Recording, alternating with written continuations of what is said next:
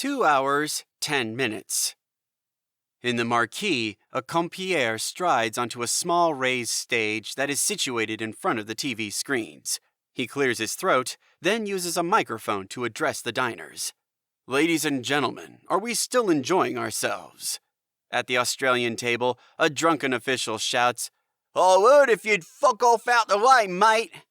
"Please, sir, if I could ask you to mind your language. There's a time and a place." "Sorry, mate. I can't understand a word you're saying. I'm wearing a fuckwit filter." The Australians roar with laughter. The compere gives up and leaves the stage. The drunken Australian picks up his glass of red wine and staggers over to the American table. He spies an empty seat next to the senator and lurches toward it, then flops down into the chair. His red wine splashes onto the pristine tablecloth, and a few drops splatter on Anderson's white suit. "Hey, cowboy, where's your fucking horse?" the Australian slurs. Behind Anderson, a Secret Service agent steps forward. "Sir, I am requesting you move aside." "Bollocks!" "Sir, please move on." "What you gonna do if I don't? Fucking shoot me?" "If I have to, sir, then yes, I will." The Australian turns to Anderson. "You gonna let this young pup talk to me like that? Put him back on the leash, mate," Anderson says. "I come from Texas, and when a Texan meets someone like you, we say they're not worth no more than a spit." The agent steps forward and grabs the Australian by the scruff of his neck and drags him away from the table. "Fucking Americans," the Australian snarls. "You think you own the world? Well, not today, 'cause our boys are coming for your boys. It's just you wait. They're dead, you hear me? Your teams are gonna be so fucking dead." The African Russians arrive at the intersection. Botha climbs down from the Humvee and examines the various tracks and the footprints. Piter joins him. "A single bike splits off from here. The rest of the Americans go this way."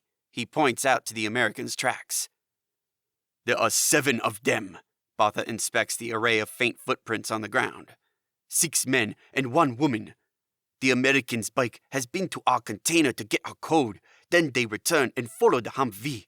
We must stop other teams doing the same." "How?" Alexei asks. "You will send Mikhail in the Humvee, and he will destroy the code numbers on the side of the container. Then follow our tracks to catch up." Orders given, Botha turns and steps back up into the pink Humvee's gun turret. Alexei yells, "You heard him, Mikhail! Take the Humvee! Use its gun to obliterate the numbers. It has the firepower of 100 Kalashnikovs." "You think this is wise?" "The South American makes sense. Now go." Mikhail ambles over and into the gray Humvee. He motions to the driver to go forward. The truck takes off in the direction of the South African container.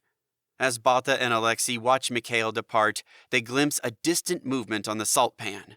Botha yells, "Wait!" The African-Russian vehicles do not move. Botha and Alexei raise their field glasses and scan the horizon. "White," Alexei says. "A white team." "They turn and move away from us," Botha says. "I cannot make out their flag. Wait, I see it now. They are Australian." "We let them go." "Why? We outnumber them."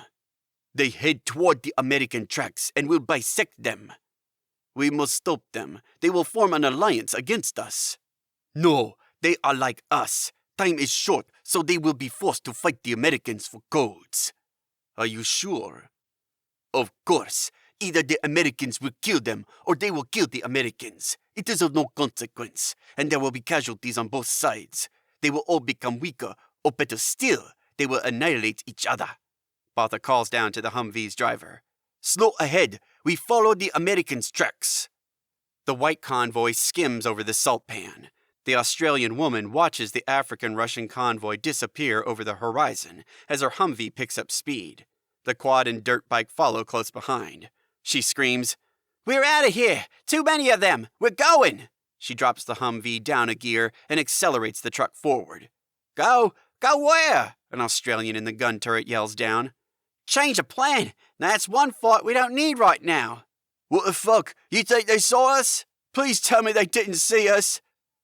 "I don't fucking know, but we're not waiting around here to find out," the Australian woman shouts. So, where are we heading now? The Americans. We go get them. So this is it. This is it! No more running, she screams out. Get ready, boys. This is really fucking it. God help us now, please. God help us.